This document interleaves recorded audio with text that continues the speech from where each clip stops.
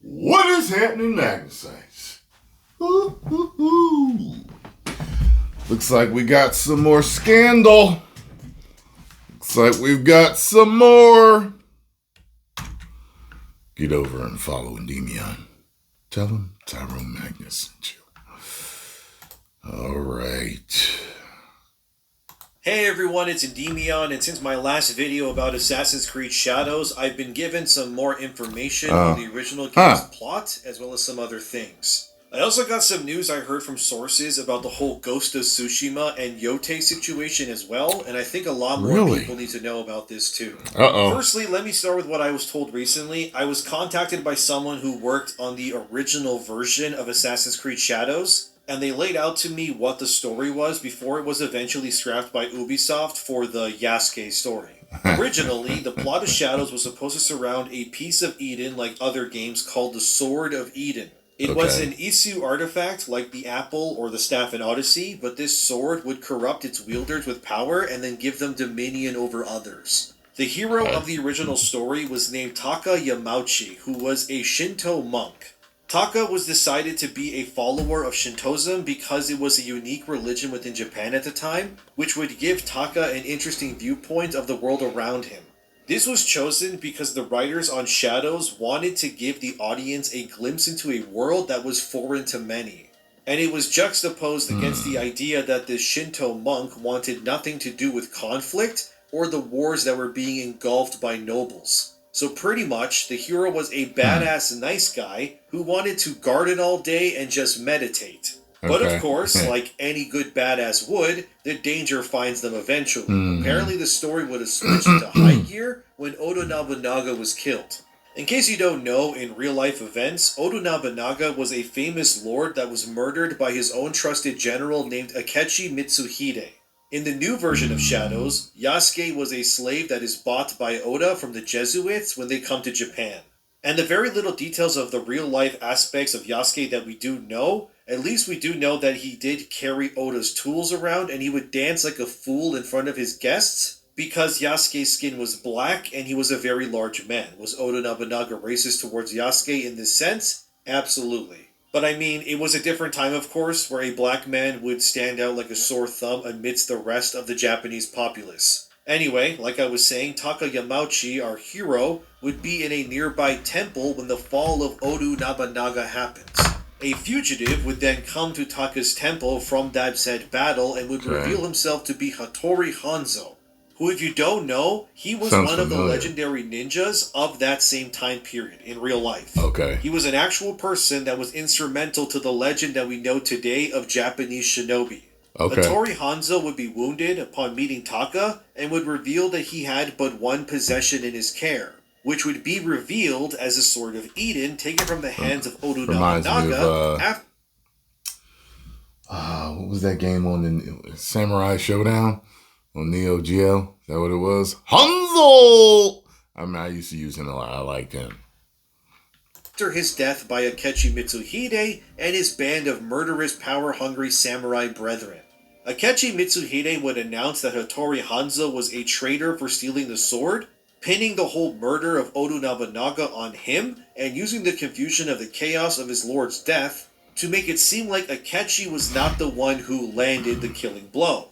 So, the entirety of Japan was out looking for this shinobi man who, unbeknownst to Taka, was carrying the Sword of Eden that could change the fate of Japan depending on who wielded it. I like the idea of the story so far. Sure, the sword is fantastical, but all Assassin's Creed had this concept, so it fits right in. And it uses the real-life individuals of that time to make a compelling narrative that I would actually want to explore. But there's more, so let's keep going. Taka would agree to treat Hanzo's wounds and would shelter his presence from Akechi and his samurai. Within this newfound trust, Hanzo would reveal to Taka that he belonged to a mysterious clan unbeknownst to the outside world of Iga shinobis that were working to save Japan from the clutches of Akechi Mitsuhide and his corrupt samurai. These Iga shinobis you just crack people's necks like as the Japanese in the game. Of the hidden ones. And this is how Taka would get introduced to the creed of the assassins. Akechi Mitsuhide and his men would also visit Taka's temple looking for information on whether he saw a wounded man carrying an item on him. But Taka would skillfully dissuade Akechi and his men and then throw them off of Hanzo's trail. I don't know if Hanzo would die or not in this story, but apparently one of the big branching narratives was going to be Taka going against Toyotomi Hideyoshi, who in real life was a peasant-born man who would eventually rise to become the regent of Japan and was considered the second great unifier of the country. He was also considered one of the most influential and powerful men in Japanese history, and was directly tied to Oda Nobunaga during his reign before Akechi Mitsuhide murdered him in revenge. At some point in the story, as I was told, this Toyotomi Hideyoshi would come into possession of the Sword of Eden himself, and he would then use it to sway the people of Japan to his side, and Taka, now a part of the Iga Shinobi's Hidden Ones, would be waging a secret war against Toyotomi and Akechi in order to secure the sword and ensure Japan was freed of this Templar samurai rule. Apparently Toyotomi would refer to himself as the Demon King of the Six Heavens, and was clearly becoming corrupted by the Isu technology within the Sword of Eden that was warping his mind, and would likely turn him into an untrustworthy madman who would think that everyone was out to get him. According to my sources, the story would eventually end with Taka defeating Akechi Mitsuhide for killing Oda Nobunaga, and eventually, within the shadows, taking down Toyotomi Hideyoshi and claiming the Sword of Eden for the Iga Shinobi Hidden Ones. The story would then end with Tokugawa Ieyasu, who was the first shogun of the Tokugawa shogunate, ushering in a new era for Japan that would span from 1603 all the way to 1868 when the Meiji Restoration would happen. Like Toyotomi, Tokugawa was also considered one of the great unifiers of Japan. But from what I understand from this story, Tokugawa Ieyasu would not use the Sword of Eden to control the people of Japan. Instead, he would use charity and community to usher in a new era for Japan. The story would have ended with the Shinto monk named Taka Yamauchi fading into the shadows. A lot of information that you got. To conceal the Sword of Eden so that it may never be used by another madman ever again. It was a classic story in terms of Assassin's Creed, I know, but I think it fits perfectly into what these games were about in my opinion. According to my sources, which I asked if I was able to tell their experiences while working with Ubisoft, they said it was fine, so I'll tell you that now.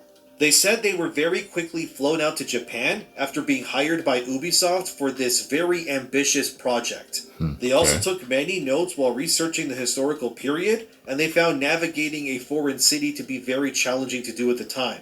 On the weekends, they said that they were taken to various temples and shrines, and were shown concepts like Shinto purification hand-cleaning rituals, and shrines that existed between modern-day skyscrapers. They also told me they are still mad to this day that Ubisoft was willing to invest so much time and money into what they were calling a bad mobile game over their AAA Japanese Assassin's Creed game that they were also co-developing. I assume they meant the upcoming Assassin's Creed Jade game, which if you don't know is a Chinese-led Assassin's Creed game that is made in tandem with Tencent. Apparently the story that was written by these original writers involving Taka Yamauchi, the Sword of Eden and all of that, was heavily scrutinized by the Shadows head development team. According to my sources, most of what was made or written by the original Shadows team was largely abandoned by the now Shadows devs. This all happened between 2015 to 2016 according to them, so this game has been on in and off development for almost a decade at this point. My source also told me they did hear that the bulk of the story and direction was changed during 2020, oh, them cannonballs previously mentioned in my other video. And they do believe that the political climate of that time, including George Floyd and the Black Lives Matter movement, did lead to Yasuke being inserted over Taka Yamauchi. So when my previous sources told me that they saw a fully created Japanese male protagonist, I can only assume that what they saw was indeed Taka Yamauchi, as he was intended to be shown in the game. According to one of my sources, the reason why Taka's story was rejected was because the narrative designers at Ubisoft didn't want Shadows to be a piece of Eden of the Week story again like other games. As of now, though, I am not being told what the actual plot of Shadows is as of right now. But we do know that they gender-swapped Taka and combined his idea of his character with that of another legendary Iga Shinobi. But instead of Hattori Hanzo, the shinobi chosen was Fujibayashi Nagato. Nagato was like Hanzo, one of the legendary real-life Iga shinobi. But of course, he was not chosen as the main character of Shadows, as I'm told, because he was a Japanese man. What's very weird in Western studios is, largely speaking, Asian men are oftentimes treated with the same disdain as white male characters as well. So instead of Nagato being your Shadows main character or Taka, this is why Naoe is your shinobi in Shadows officially. She's the daughter of Fujibayashi Nagato, that's canon by the way. In the reveal trailer Dev Diary, they reveal and confirm that the name Fujibayashi Nagato is the guy in the trailer and that Naoe is his daughter. Okay. So Ubisoft quite literally took the concept of the Iga Shinobis, which was spearheaded and led by legendary male ninjas, and went screw all of that. They don't matter anymore. Instead, here's Naoe because women are better apparently. As I said in my previous video, Ubisoft wanted women to rule the gaming industry, both within dev teams and representation in media as well. I think a lot of this could have been avoided if they simply didn't have Yasuke, because two protagonists are not something we really want in Assassin's Creed games anyways, and they should have just made Naoe have a male variant, and then you can choose whichever you want, like in Valhalla. But what's done is done, I suppose, and now instead of a cool Sword of Eden story, you're going to be getting whatever it is that Ubisoft has cooked up this time. But like I said in my previous video, they have at least 7% of the pre-orders of Valhalla in the same time period. It's a big reason why they're bombing so hard right now. Besides the origins of Shadows being revealed to me, another source told me that Ubisoft is reeling in terms of development as well. And they currently have, as my source told me, an abnormal amount of female developers in their studios, which is, yes, being done on purpose. What I was also told about Ubisoft, which was very stupid, is that in terms of the actual senior development lead... Hire the best people for the job. That's it. That's all you got to do. Hire the best people for the job and make the best games for the fans. That's it. You've got a success. Oh my god. It's working at Ubisoft natively. Most of their actual talent is from contract work. And an alarming amount of these actual competent developers who usually work on these projects just to ensure they, make it through the door are actually middle-aged white men. These contractors, as I'm told, which have spoken to many of my sources about their experiences not only at Ubisoft but other dev studios, is that there's a devastating lack of competence and actual talent at a lot of these Western studios these days. And essentially what is happening is these publishers will hire these senior devs that actually know what they're doing as contractors, so they don't have to display them amongst the other far less competent devs, which are mostly, as I'm being told, and don't shoot the messenger, alright? I'm just telling you what they're telling me. But these incompetent devs are mostly women and people who are diversity hires. So case in point, competent white male devs are contracted to work on these things, not necessarily in roles that allow them to, say, change the story or approve character designs or anything like that. Those decisions are almost exclusively decided by your typical woke Marxist left-leaning activists within these studios. But since when it comes to actually making the moronic ideas a reality being harder than they expected, they then contract these older white guys who likely make way more money off these publishers this way. Can you imagine that? Being a manager that's got to hire a team, and say you've got like a few different people on your team already that are killers, that are like really good. You got men, women, different races, everything. They're all qualified. And then you got one last hire you got to do. And you know the whole weakest link type of thing. And it has to be a minority or a woman. And everybody that you're interviewing is not fitting the mold for the great team that you built. And now you have to hire a weak link just because you have to do a DEI hire because your numbers aren't right. Isn't that ridiculous? That could make your whole team fail.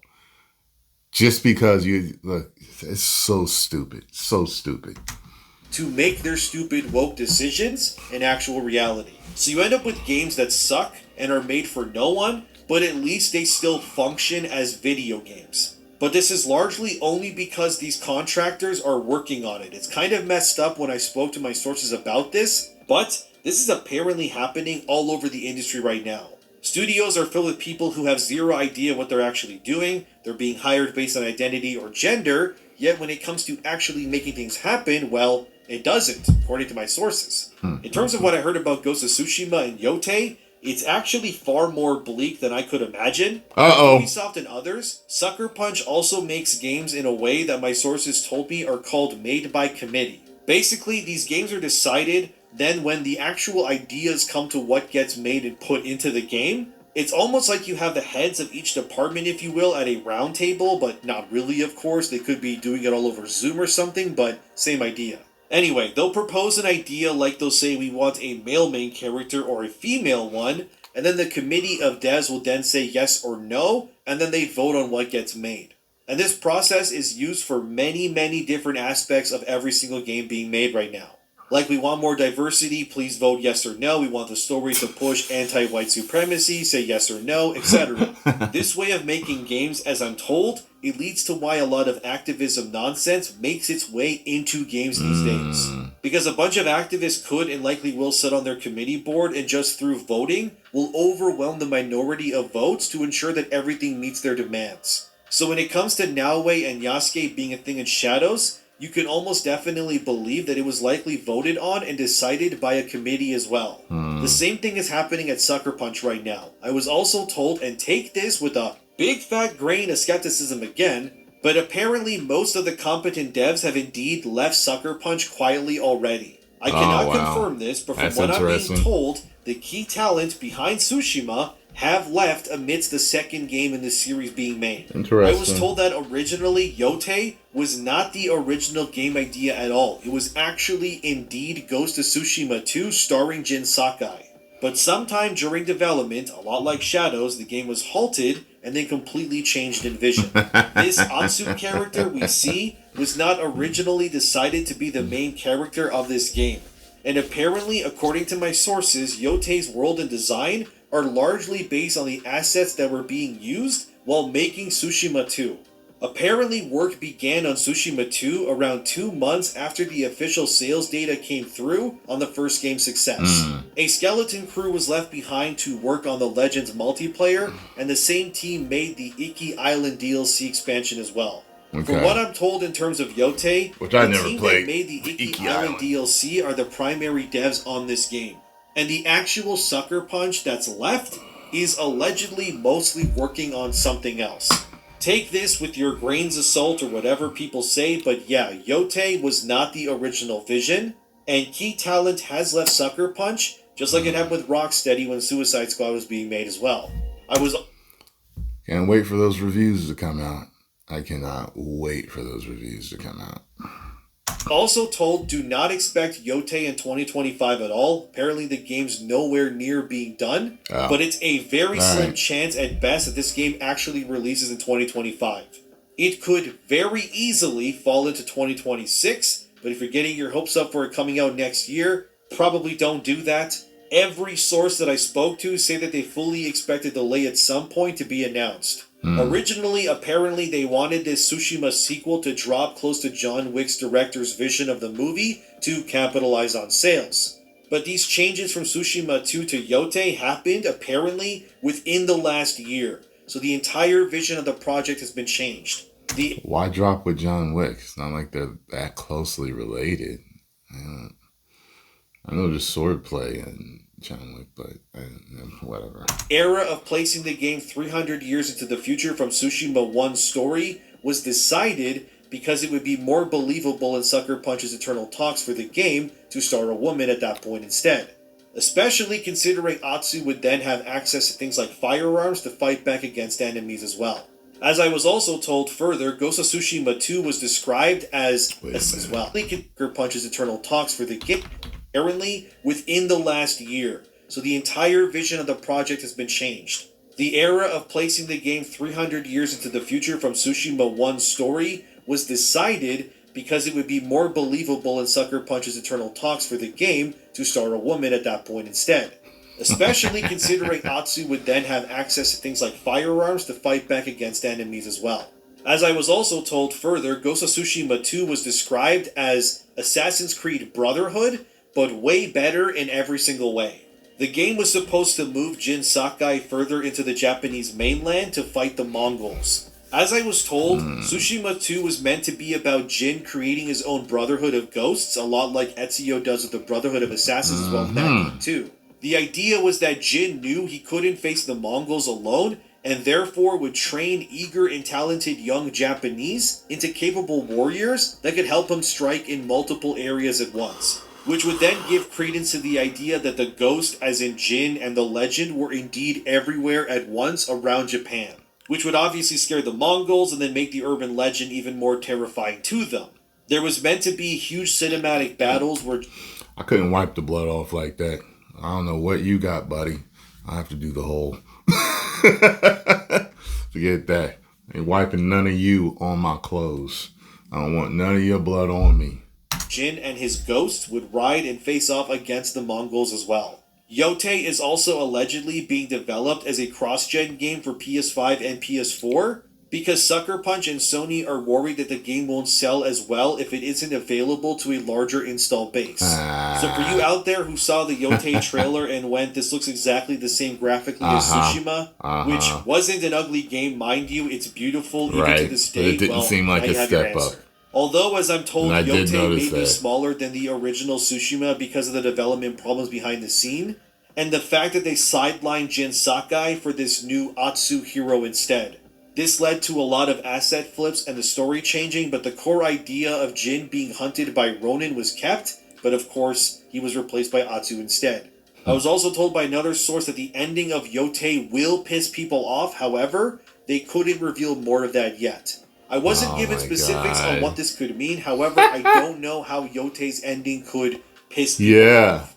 The only conclusion I could make in my own head about this was that Yotei's story will feature moments where you do play as Jin, although in flashbacks. And I would wager the ending will piss people off. I would assume, and I could be wrong, but let me cook here, but imagine throughout the story you play some parts as Jin whenever his legend is being brought up by the people of Yotei. This way, Sucker Punch can reuse whatever missions they canceled as content within the game to satiate the Tsushima fans. If I had to guess why the ending would piss anyone off, my shot in the dark here is that we learned that Jin Sakai is not successful in the battle against the Mongols, and that he likely dies during some pivotal moments during the invasion in order to either save someone or his clan by giving his life, and would likely end his legend within Yotei while still being able to play as Atsu because you would learn that Jin Sakai ultimately failed, but his legacy would live on with his remaining ghosts that he fostered, and they would in turn eventually win the war and stave off the Mongol invasion.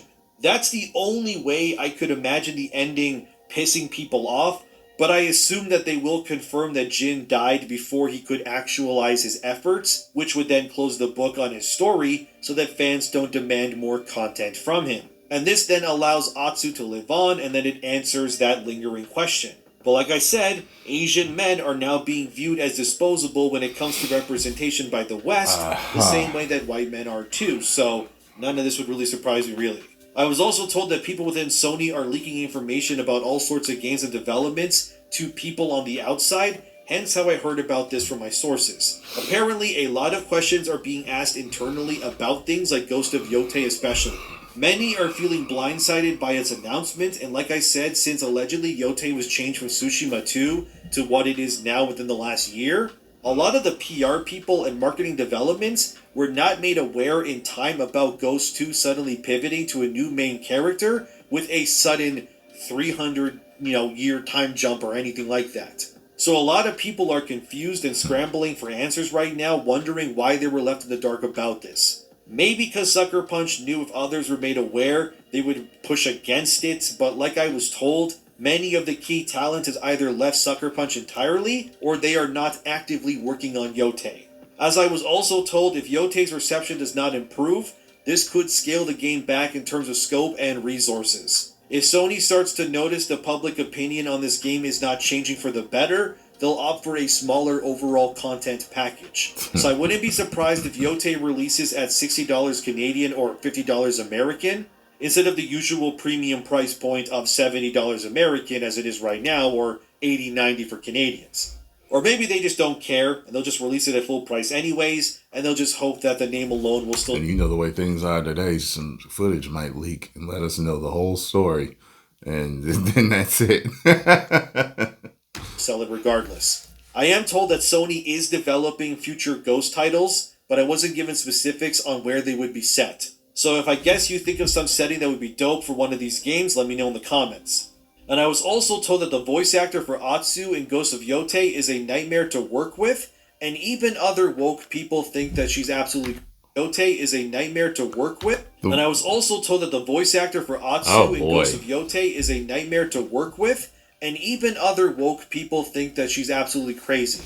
But again, this is what I'm being told. I don't want to... She's too woke for the woke?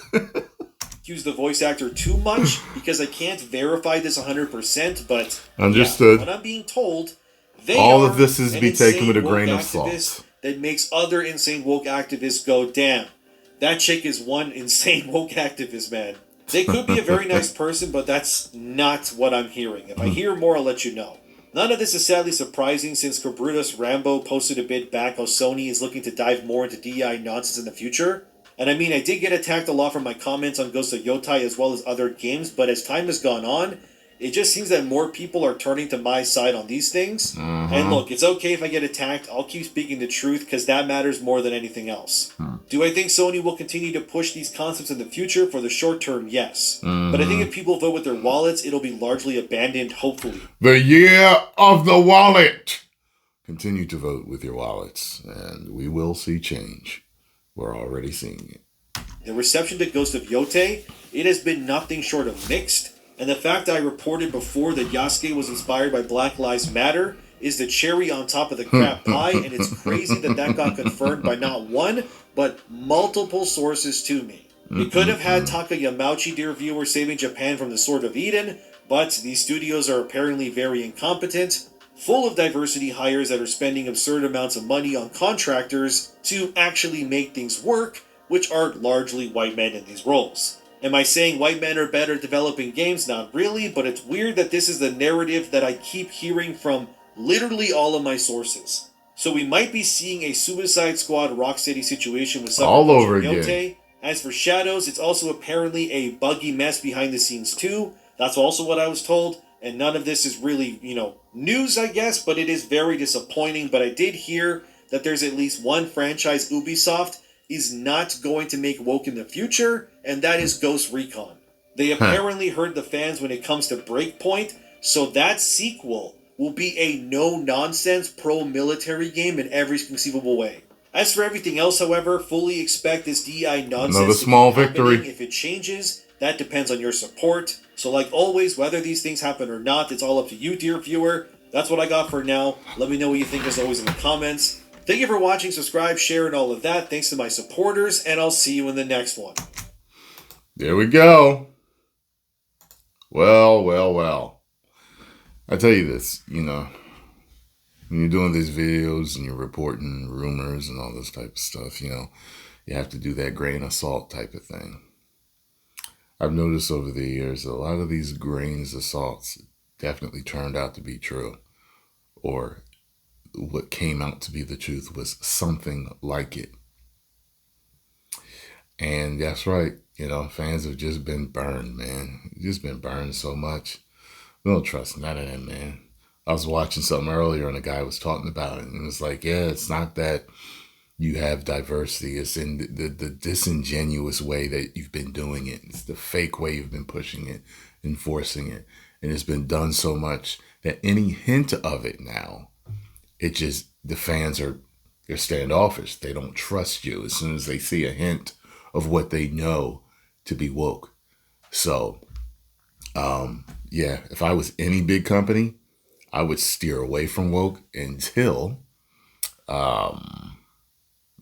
forever, of course. But if you want to do certain things, you're going to have to introduce them in a way after the public trusts you again, not to F it up. That's what happened to Furiosa. Everyone's saying it's a great movie. It's not, this, girl power movie. Yes, it has a female lead, which is nothing wrong with that. But it's it was released in a time where everybody's pushing this or pushing that or pushing this, and nobody trusted it. So nobody went to see it. Can't do that. You ruin your reputation.